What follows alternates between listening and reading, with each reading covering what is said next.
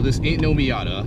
Oh, definitely not. But with these brake pads, we're gonna see if they can have the stopping power, not of that, but of a much larger improvement than a stock one. So what brake pads do we have here right now? These are the Endless MX72 Plus, an upgraded version of their hybrid street and track compounds called the MX72. And they seem to be doing their work.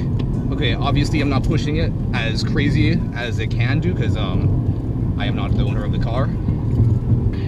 But damn, the stopping distance is better than the Golf already.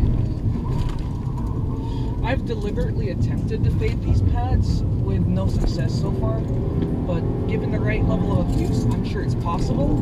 But if you drive your regular Touge driving, if you can call it regular, you'd be hard pressed to actually fade the damn things.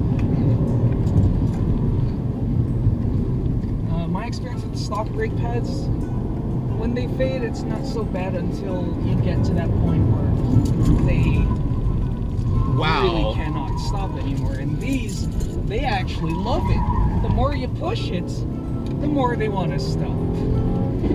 Pretty much the determining factor of how fast this thing can stop at this moment is the tires, because you know the brakes, they're applying way more force than the friction of these tires can do, and these are not bad tires either. Yeah, they're 4 all seasons. I know some people will disagree that 4 all seasons don't belong together, but hey, it's a compromise.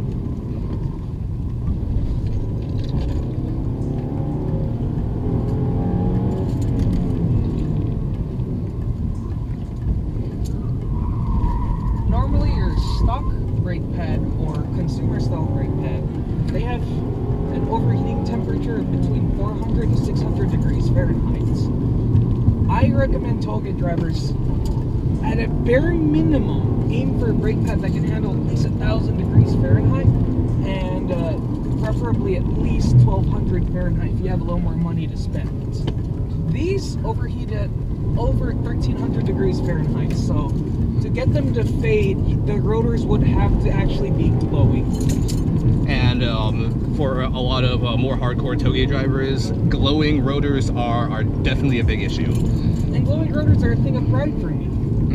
Yeah. And for people who actually see their rotors glow, that should be your wake-up call that you shouldn't stop skipping on brake pads. Considering brakes are one of the biggest safety factors for Touge driving, with the first being your tires, cheaping out brake pads is nothing short of suicide, if you ask me. I know that's an over-exaggeration to some, but from my experiences with extensive brake fade with different brake pads, and especially one that you may have seen, it's just not worth skipping out on. And if instead of worrying if your brakes are going to work, you should worry more about can you handle the roads.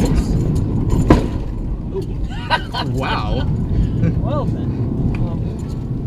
That actually hit the bottom for your car, huh? Amazingly so. That is a very hardcore segment of this road. And your typical regular ride height car, which absolutely has some sort of scraping.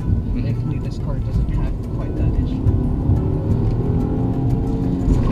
But yeah, after this segment, usually every other car I've driven has brake fade within the first 2 minutes of me driving like this, but the fade, it's so minimal. I can't really